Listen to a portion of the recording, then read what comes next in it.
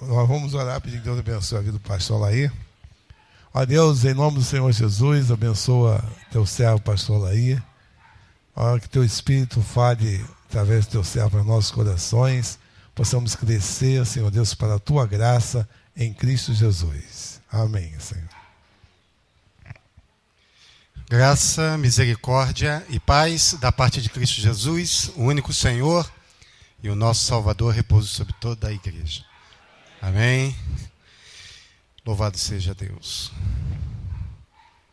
Optei por estar tirando mais um tempo de oração enquanto a igreja adorava, mas lá de baixo estava podendo ouvir os louvores cantados pela igreja. Louvado seja Deus. Vamos abrir a palavra do Senhor na carta de Paulo à igreja em Roma. Carta de Paulo aos Romanos, capítulo 1, versículo 1.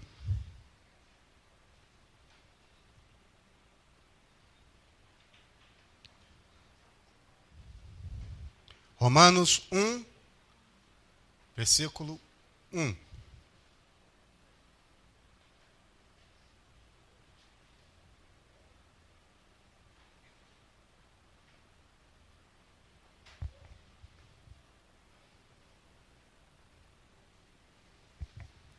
Diz assim a palavra do Senhor: Paulo, servo de Jesus Cristo, chamado para ser apóstolo, separado para o Evangelho de Deus. Somente isso, queridos. Permaneça com a palavra de Deus aberta. Que o Senhor ministre aos nossos corações essa noite. A palavra dessa noite para mim e para você, queridos, é tornando-se o homem e a mulher que Deus deseja que você seja. Tornando-se o homem e a mulher que Deus deseja que nós sejamos. Há algumas coisas assim muito interessantes. Na realidade, a Bíblia toda ela é extremamente interessante. Mas há algumas coisas nesse texto que nos chamam a atenção. A princípio poderia ser apenas um versículo de introdução, como tantos outros relatados por Paulo. Normalmente as suas cartas, não é? Havia uma introdução, ele introduzia aquela carta dizendo quem era e para quem escrevia. E no transcorrer do texto ele dava os motivos pelos quais estava escrevendo aquela carta. Mas há algo interessante aqui, porque essa carta ele está escrevendo para a igreja estabelecida em Roma. Talvez, queridos, Roma, desde o início da conversão de Paulo, eu ouso afirmar, talvez não, eu ouso afirmar que Roma era a direção estabelecida por Deus para que o apóstolo Paulo terminasse o seu ministério. O alvo de Paulo iria ser finalizado em Roma. Roma era a cidade mais distante do império, estabelecendo esse relacionamento de cidades com a cidade matriz de Jerusalém. De todas as outras igrejas estabelecidas, a igreja estabelecida na cidade de Roma era mais distante. Havia uma distância aproximada de 2.000 quilômetros entre Jerusalém e Roma. Outra coisa muito interessante é que o apóstolo Paulo não fundou a igreja em Roma. Essa igreja estabelecida em Roma não foi fundada por ele, apesar de receber uma carta dele.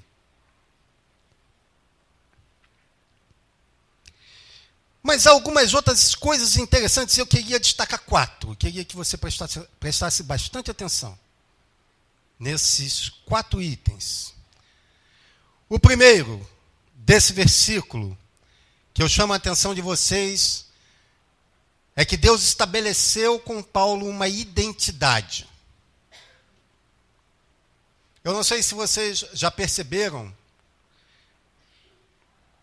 eu sou uma pessoa assim muito fácil, né, de se observar. Principalmente quando Deus fala alguma coisa comigo, eu estou sempre falando com a igreja. Eu bato muito naquela tecla, e eu insisto naquela tecla. Porque se Deus falou, é porque Deus está chamando a atenção, e é importante que a gente preste atenção nessas coisas que Deus fala. Uma dessas coisas é que nós precisamos prestar atenção, e se nós ainda não temos, precisamos nos encontrar em relação à nossa identidade. Quem nós somos. Nós não podemos fazer nada e nem ir para lugar algum se eu não souber quem eu sou. O apóstolo Paulo aqui, a primeira coisa que ele diz é Paulo. Ué, mas isso é muito simples.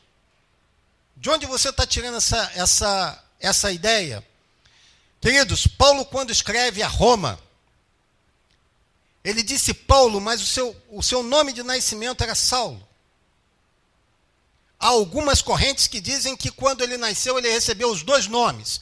O nome hebraico e o nome gentio. Pode até ser, mas fato é que ele não utilizava o nome gentio. Ele só utilizava o nome Saulo. E Saulo significava, no hebraico, aquele que desejava. Aquele que foi muito desejado. Aquele que foi muito pedido, que foi muito quisto. Isso nos lembra, assim, aquelas orações que Ana fazia. Ana, mãe de Samuel, quando queria muito ter um filho. Paulo era mais ou menos assim, ele foi muito desejado. O nome na história judaica, ele não acontece por acaso. O seu nome sempre tem associação com algum fato importante. O nome para os judeus sempre tem muito valor. Se vocês querem começar a aprofundar mais em algum texto que tenha um personagem principal, comece pelo nome. Porque o nome daquele personagem já diz muita coisa a respeito dele. Mas por que então esse nome estava sendo mudado? Se esse nome, Shaul, na realidade é a mesma raiz, né, de Saul, o mesmo significado, e era um nome hebraico, por quê? Que ele resolve adquirir e adotar o seu nome grego, o seu nome gentio. Paulo tinha consciência do seu chamado. Quando Deus, na sua conversão, naquele processo de conversão, o Senhor Jesus, a caminho de Damasco, depois de se encontrar com o apóstolo, com Paulo, com Saulo ainda, né, chamado Saulo, depois de se encontrar com ele, o Senhor Jesus alerta um homem lá na cidade de Damasco chamado Ananias e diz, olha, vai ao teu encontro, um homem que eu estou enviando, e você vai batizar e vai doutrinar esse homem por determinado tempo. E lá Paulo permaneceu por 3 anos. Aprendendo da palavra de Deus. Mas Jesus disse o seguinte, olha, eu vou mostrar a esse homem o quanto importa sofrer por mim. Ele será para mim um instrumento utilizado para os gentios. O seu chamado era para os gentios. Por isso que nas outras cartas você pode prestar atenção, e nós vamos falar sobre isso daqui a pouco, quando se estabelece uma vocação para Paulo.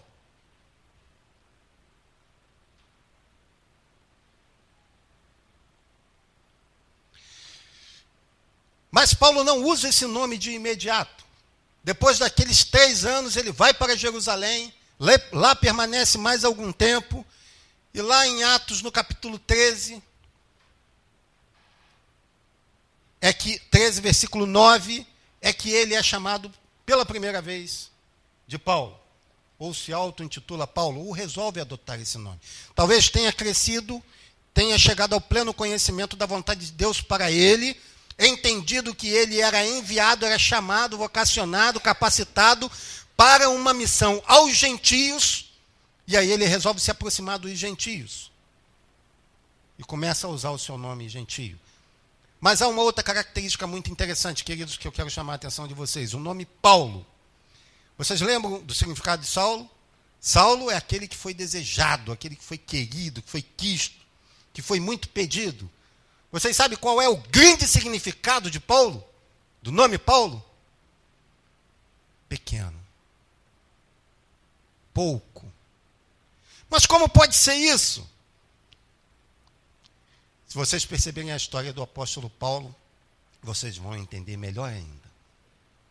Como Paulo se reduzia, como Paulo se apequenava diante de Deus.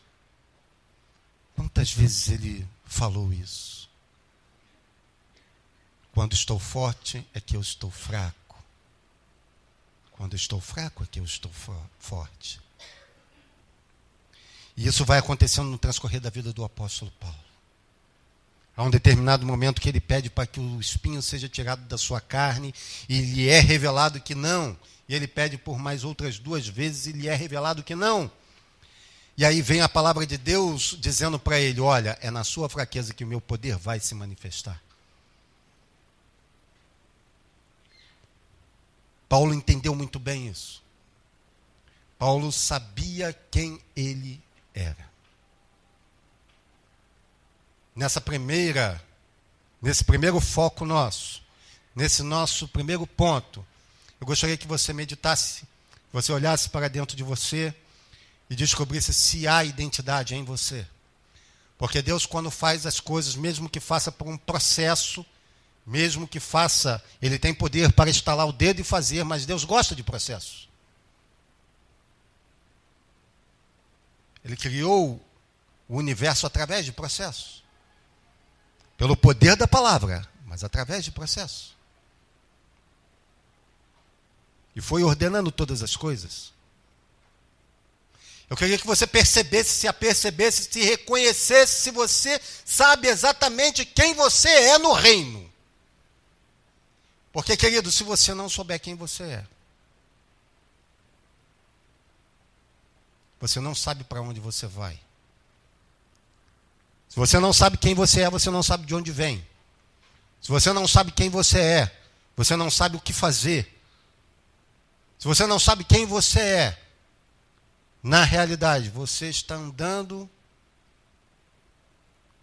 para qualquer lugar. Existe uma frase muito célebre, muito interessante, que diz: para quem não sabe para onde vai, não importa o caminho, qualquer caminho serve. Ele não sabe para onde vai. O apóstolo Paulo tinha consciência de quem ele era. Ele faz essa afirmação, eu queria te convidar a abrir, lá em Filipenses 3, 5.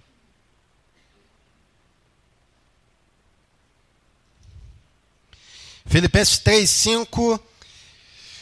Veja bem, queridos, ele não tinha essa necessidade, mas isso estava gravado na sua mente. Ele faz uma afirmação de quem ele era. Mas nós vamos ver que essa afirmação é uma afirmação inicial de quem ele era. Que diz: eu fui circuncidado ao 8º dia e sou da linhagem de Israel, da tribo de Benjamim, o menor deles, o mais novo, filho dessa tribo Benjamim de Raquel, com Jacó. Hebreu de hebreus. E quanto à lei, já nesse período da nova aliança, quanto à lei, eu sou fariseu, sou da linhagem dos fariseus. Quanto ao zelo, perseguidor da igreja. Quanto à justiça que há na lei, irrepreensível. Mas o que para mim era lucro, isso considerei perda por causa de Cristo. Paulo sabia quem ele era. Quero te convidar a um convite muito sério essa noite. Que você se aperceba disso. Quem eu sou? Isso é importante, queridos. Isso é muito importante. Nós não podemos vir à casa de Deus. E é muito bom isso. Eu digo isso porque eu sei que é muito bom. Nós vimos a casa de Deus para termos comunhão. Nós vimos a casa de Deus até mesmo para nos encontrarmos com os irmãos, com os amigos, nos confraternizarmos, adorarmos a Deus. Isso é muito bom. Isso é muito gostoso. Mas, queridos, há no meio do reino, da igreja invisível, não somente essa estabelecida aqui, mas espalhada pela face da terra, há no meio dessa igreja muitas pessoas que estão plenamente perdidas, que não sabem o que estão fazendo dentro da igreja. Não sabem quem são. Sabem sim que aceitaram o Senhor Jesus. Eu não estou falando de salvação, eu estou falando de crescendo no reino. Você quer crescer no reino de Deus, queridos? Amém? Então nós precisamos saber quem nós somos. A segunda coisa, nesse versículo que nos chama muita atenção, é que há aqui estabelecida uma relação muito bem definida.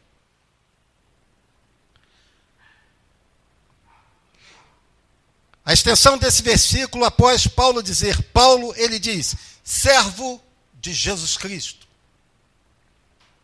Queridos, aqui está estabelecida uma relação de Paulo com Deus. Esse servo aqui certamente não é o servo, até porque Paulo já vivia na época da graça e não na época da lei. Não é aquele servo por obrigação. Nós poderíamos até afirmar que esse servo aqui seria o servo da orelha furada. Quem conhece a história do servo da orelha furada? O servo da orelha furada é aquele servo que permaneceu o seu tempo de jugo e quando recebeu a sua liberdade, ele diz para o seu senhor, ele era tão bem tratado pelo seu senhor, ele era tão bem querido pelo seu senhor, ele se sentia tão à vontade na casa do seu senhor, que ele diz o seguinte, olha, você me deu a liberdade, mas eu, por opção própria, eu quero continuar te servindo. Eu não quero sair daqui. Eu me sinto muito bem neste lugar. Você me trata como filho. Eu quero continuar aqui. E aí o Senhor diz, mas você não pode. Você está livre. Só há uma condição para que isso aconteça. Eu preciso furar a sua orelha, porque você vai ser marcado. E uma vez marcado com a orelha furada, em todos os lugares que você for, você será reconhecido como uma pessoa livre, mas que serve por vontade própria. Certamente Paulo aqui havia feito uma escolha, reconhecendo a sua identidade, sabendo que ele veio, que ele foi escolhido para ser servo de Jesus Cristo. Paulo, que era da linhagem dos fariseus, queridos, era da linhagem assim, top, né? É aquele partido, como se fosse um partido político dos mais fortes daquela época, dos mais influentes na corte, dos mais considerados, inclusive pela corte romana. Aquele que estava lá em cima, ele simplesmente reconhece o seu chamado, a sua relação estabelecida por Deus para com ele, desde o princípio, e ele simplesmente não se engana. Ele recebe aquilo para ele, ele entende isso de Deus, queridos, isso é muito importante. Nós precisamos entender de Deus, é isso que Deus quer para a minha vida. Se é isso, queridos, Deus não muda, vai continuar sendo isso sempre. E isso estava assim muito claro para o apóstolo Paulo. Ele me chamou para ser servo dele. Em determinado momento ele diz que de todos os servos ele era o menor. Apesar de tudo que Deus fazia por intermédio daquele homem. Aquele homem tinha a consciência de que ele era instrumento nas mãos de Deus.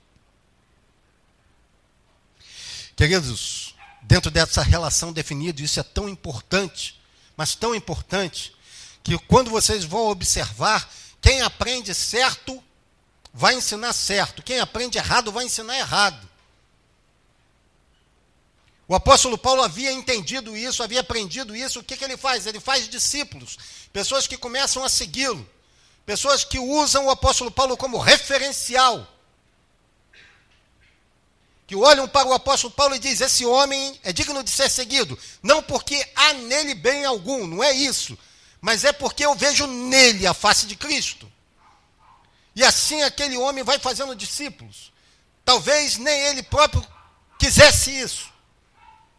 Mas fato é que desde aquela época, desde a época judaica, havia a escola de profetas, aqueles que se dedicavam a seguir o profeta principal. Certamente com os discípulos também era assim. Espelhando-se em Jesus, aqueles que acompanhavam Jesus. E de todos aqueles discípulos, o Senhor Jesus separou 12. Havia um homem que olhou para o apóstolo Paulo e disse, esse homem é um referencial para a minha vida e eu quero segui-lo.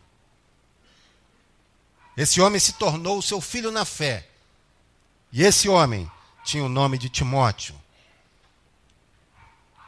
Eu queria te convidar a abrir lá em Filipenses, também em Filipenses 1, versículo 1.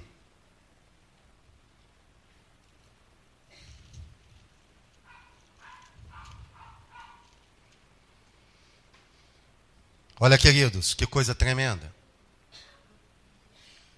Quando Paulo se intitula, agora ele já não se intitula sozinho. Quando ele faz o endereçamento dessa carta, ele recebe o apoio do seu filho na fé e ambos dão a sua mesma relação para com Deus. E diz o seguinte, Paulo e Timóteo, servos de Cristo Jesus, a todos os santos em Cristo Jesus, inclusive bispos e diáconos que vivem em Filipos. Você entende isso? Quando nós aprendemos certo, há pessoas que estão se focando em nós. É por isso, queridos, que a responsabilidade daqueles que estão à frente do rebanho é muito grande.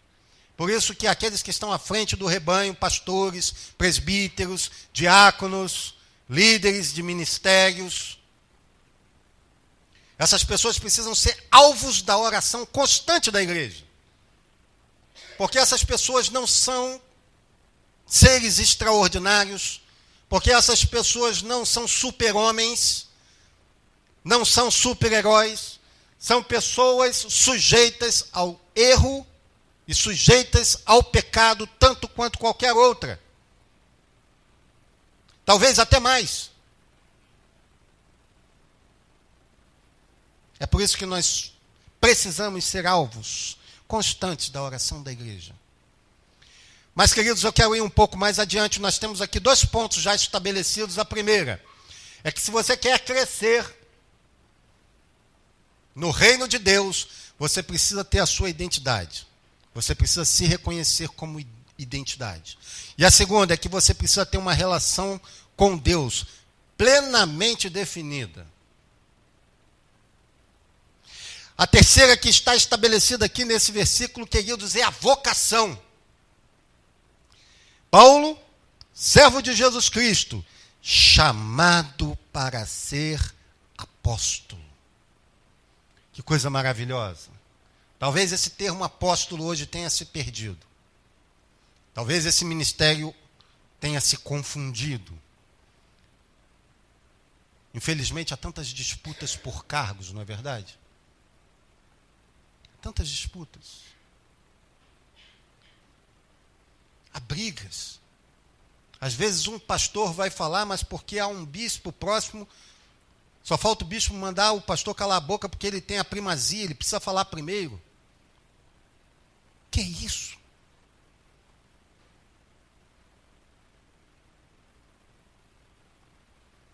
O apóstolo Paulo entendia exatamente para a que ele havia sido chamado. O ministério apostólico, ele tinha nessa época 11 pessoas. Na realidade, mais um foi escolhido, lá no início da carta do livro de Atos, registra isso, foi escolhido por sorte, um homem chamado Matias. E esse homem aparece aqui, no início do livro de Atos, no capítulo 1. E depois não aparece mais. Há correntes que dizem que porque foi escolhido por sorte, foi escolhido pelo homem. Mas nós podemos entender que o apóstolo Paulo, escolhido e separado para um chamado ministerial apostólico, ele entendeu isso, não entendeu o apostolado apenas como um posto, não entendeu o apostolado apenas como uma função de alta dignidade, mas entendeu o apostolado como um chamado ministerial para servir. Você consegue entender como uma coisa está muito bem interligada com a outra? Como uma coisa está plenamente estabelecida por Deus, mas completando-se uma a outra? Esse chamado ministerial, as cartas do apóstolo Paulo, todas elas, vocês podem abrir em qualquer ponto, você vai ver que o apóstolo Paulo foi chamado para o ministério apostólico, mas na função de servir a igreja. Vivemos tempos muito difíceis em que, infelizmente, líderes hoje querem ser servidos. Não querem servir. Muitas lideranças de igreja, pastores, que pastoreiam o rebanho lá na frente, quando o verdadeiro pastor de ovelhas pastoreia atrás do rebanho. Vocês sabiam disso? O verdadeiro pastor de ovelhas vai lá atrás, e ele vai olhando para todas as ovelhas, e ele vai vendo, opa, aquela ovelha ali está se desviando, então ele corre atrás daquela ovelha, e puxa aquela ovelha para cá, e vai direcionando as ovelhas para o caminho. Ele possui ajuda, mas principalmente, além da ajuda que ele possui alguém que vai lá na frente. Ah, queridos, o rebanho não... Você poderia se perguntar, mas se o pastor vai lá atrás, o rebanho vai seguindo a quem? Na igreja, o rebanho vai seguindo a Cristo. Ele vai lá na frente. Não é o pastor que está lá na frente, não é o bispo, não é o apóstolo, não é o patriarca, não é o pai apóstolo, e não sei quantas outras designações que existem mais. Quem vai lá na frente, quem é o alvo, é o Senhor Jesus. O Senhor Jesus é o alvo. As ovelhas seguem ao Senhor Jesus, porque esse não cai. Esse não tropeça. Vocação. Queridos, eu queria te convidar a fazer mais uma vez um autoexame. Se você possui a sua identidade plenamente definida em Cristo, se você possui a sua relação plenamente definida em Cristo, e se você possui a sua vocação plenamente definida em Cristo. Quando nós somos chamados, recebemos dons que vão nos capacitar, por isso somos capacitados para o serviço do ministério. Nós somos chamados, capacitados, vocacionados para a execução de um ministério. Qual é o seu ministério? Qual é o seu ministério? Qual é o seu ministério? Não conseguimos crescer em Cristo se não soubermos quem nós somos. Não conseguimos crescer em Cristo se tivermos a nossa relação plenamente definida. E não conseguimos crescer em Cristo se nós não reconhecermos a vocação para a qual nós fomos chamados. Ah, queridos, há pessoas que ainda não se encontraram vocacionalmente. Há algumas que são assim, né? São um pouco reticentes. Posso falar isso porque eu fui muito reticente. Sabia do meu chamado pastoral, mas fui reticente. por aproximadamente 38 anos, fugindo desse ministério. Até que chegou o momento que Deus disse, não, agora chega. Já que você não vem por meios próprios, então eu te resgato e eu te busco e eu te coloco onde eu quero te colocar.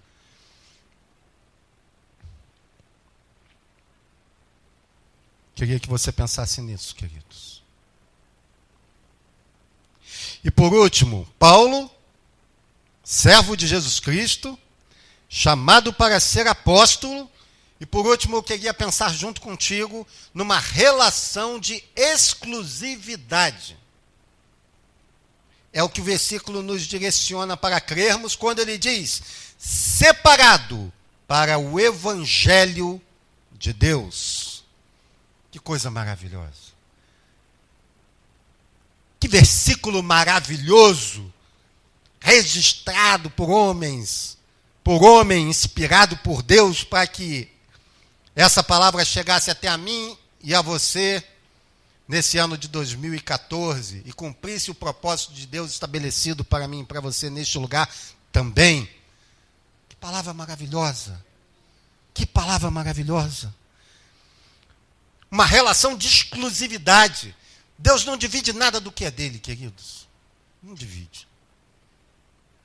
Se ele chama você para ser senhor da sua vida, ele só pode ser senhor.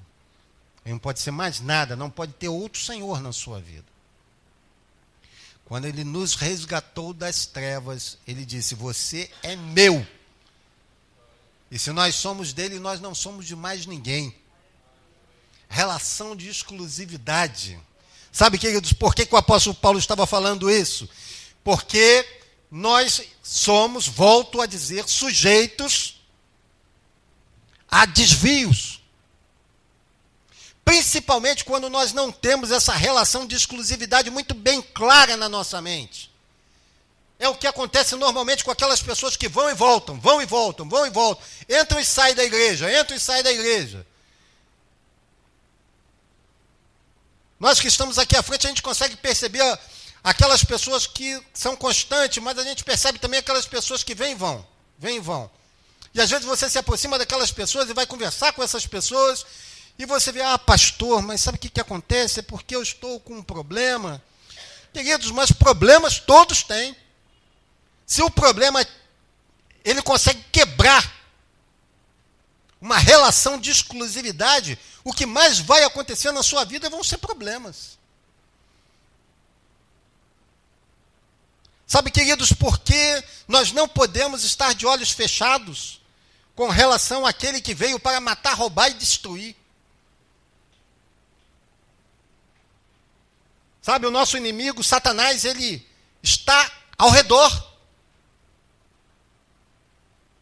E uma das coisas que ele mais faz, sabe o que é, queridos? É potencializar algo. Quantas vezes ou nós criamos algo dentro da nossa própria mente e aquilo ali começa a nos remoer, começa a crescer como uma erva daninha dentro de nós. Isso acontece muito. Acontece muito. Ainda vou mais além, acontece muito no relacionamento entre igreja e pastor, entre igreja e líder. Tomem muito cuidado com isso. Às vezes o relacionamento está maravilhoso.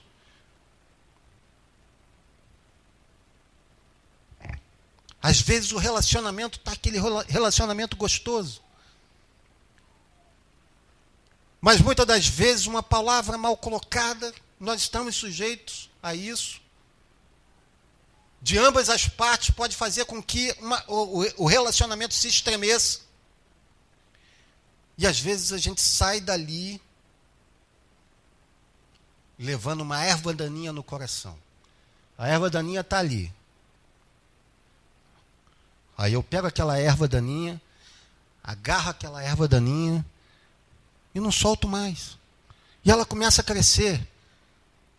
E aí eu ponho ela dentro de mim. E começo a carregar aquela erva daninha.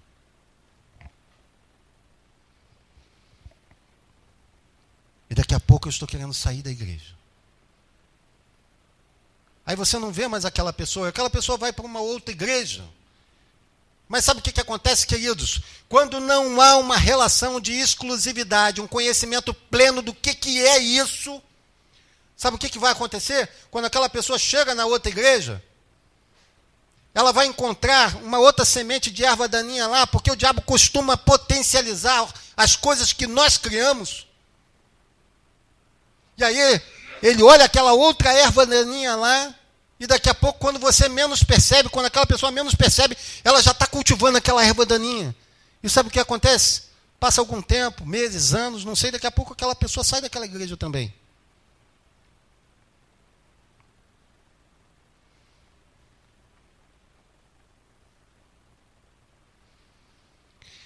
Nessa relação de exclusividade, é preciso que nós venhamos a entender uma coisa: nós somos livres. Eu e você somos livres. A graça nos tornou livres. Com a orelha furada, mas livres. Podemos mostrar para todo mundo a orelha furada, mas livres. Mas, queridos, eu não posso simplesmente dizer que sou livre e livre para fazer qualquer coisa, sem responsabilidade. Porque uma vez que eu tenho a minha identidade plenamente definida para com Deus, eu tenho a minha relação com Deus plenamente estabelecida, eu sei qual é a minha vocação, o meu chamado ministerial, e eu tenho com Deus uma relação de exclusividade, querido. Sabe o que acontece? Essa minha liberdade, ela me mostra o que eu posso e o que eu não posso fazer. Abra comigo, em Romanos 6, versículo 15. E leia comigo, por favor. O apóstolo Paulo continuando a falar à igreja em Roma. Romanos 6, versículo 15. E daí, havemos de pecar, porque não estamos debaixo da lei, e sim da graça? De modo nenhum. Não sabeis que daquele a quem vos ofereceis como servos para a obediência, desse mesmo a quem obedeceis, sois servos, seja do pecado para a morte ou da obediência para a justiça? Mas, graças a Deus, porque outrora escravos do pecado, contudo, viestes a obedecer de coração a forma de doutrina a que fostes entregues. E uma vez libertados do pecado, fostes feitos servos da justiça. Falo como homem, por causa da fraqueza da vossa carne, assim como oferecestes os vossos membros para a escravidão da impureza e da maldade para a maldade, assim oferecei agora os vossos membros para servirem à justiça para a santificação. Porque quando éreis escravos do pecado, estavais isentos em relação à justiça. Naquele tempo, que resultado colhestes? Que resultado colhestes? Somente as coisas de que agora vos envergonhais, porque o fim delas é morte. Agora, porém, libertados do pecado, transformados em servos de Deus, tendes o vosso fruto para a santificação e, por fim, a vida eterna, porque o salário do pecado é a morte, mas o dom gratuito de Deus, o dom gratuito de Deus é a vida eterna em Cristo Jesus, nosso Senhor. Aleluia e amém. Relação de exclusividade, queridos. Relação de exclusividade. Eu quero convidar o Ministério de Louvor para que venha aqui à frente. Nós estaremos ministrando a igreja. E eu queria que você pensasse nesses 4 pontos. Identidade. Paulo. Relação definida. Servo de Jesus Cristo. Vocação. Apóstolo. Sem medo de dizer apóstolo. Não tenha medo de dizer aquilo para o qual você foi chamado, vocacionado. Ministros de louvor, ministros de louvor.